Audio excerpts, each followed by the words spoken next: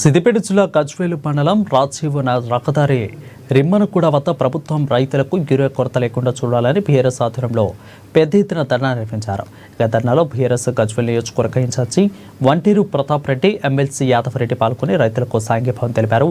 ధర్నాతో రాజీవ్ రహదారిపై భారీగా వాహనాలు నిలిచిపోయాయి. ప్రభుత్వం గజ్వేలులో యూరియా రాడ్ పాయింట్ను పునరుద్ధరించి రైతులకు కొరత లేకుండా వెంటనే యూరియా సరఫరా చేయాలని ప్రతాప్ రెడ్డి డిమాండ్ చేశారు. ఇక బీఆర్ఎస్ హయాంలో రైతులకు కావాల్సిన యూరియా సకాలంలో ఇచ్చామని అన్నారు. ఇక రాక్ పాయింట్ ఓపెన్ చేయకపోతే వంట మామిడి నుండి దుద్దేడ వరకు రోడ్డు దిగ్బంధం చేసి వంట వరపు కార్యక్రమం చేస్తామని వారు హెచ్చరించారు.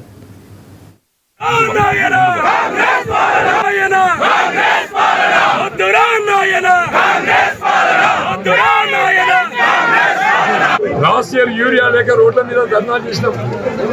ఈ సంవత్సరం కూడా రోడ్ల మీదకి వచ్చి 13,000 గ్రామాల రైతులు తెలంగాణ రాష్ట్ర వ్యాప్తంగా భార్య పిల్లల్ని తీసుకొని పిల్లల్ని స్కూల్ పంపకుండా పాస్ పుస్తకాలు పట్టుకొని రోడ్ల మీదకి వచ్చి మనిషికి ఒక యూరియా బ్యాగ్ తీసుకుంటున్నారు.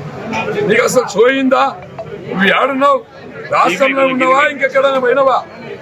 రైతుల పరిస్థితి కనీసం ఇంటెలిజెన్స్ రిపోర్ట్ చెప్తలేదా? నీ అగ్రికల్చర్ ఆఫీసర్లు చెప్తలేదా? నీ వ్యవసాయ శాఖ మంత్రి ఏం చేస్తున్నాడు? మరి ఇవాళ రైతుల కోసం ఎందుకు పెడుతున్నావు? దానికోసమే గజ్వేల్లో మా కేసీఆర్ గారు ఉన్నప్పుడు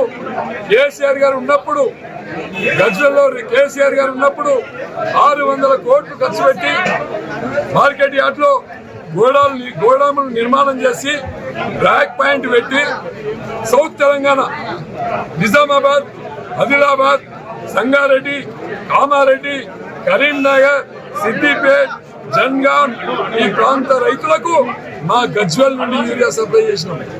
అట్లాంటిది ఇలా మా గజ్వేల్ రైతులే రోడ్ల మీదకి వచ్చి ధర్నా చేయాల్సినటువంటి దౌర్భాగ్యమైనటువంటి పరిస్థితి వచ్చింది. రేవంత్ రెడ్డి, మరి ఎందుకు రేక్ పాయింట్ మూసేసినావు? ఎందుకు ఈ రాష్ట్రంలో ఒక ప్రణాళిక లేకుండా పోయింది? మార్చి నెలలో ఇండెంట్ చేసుకుంటారు.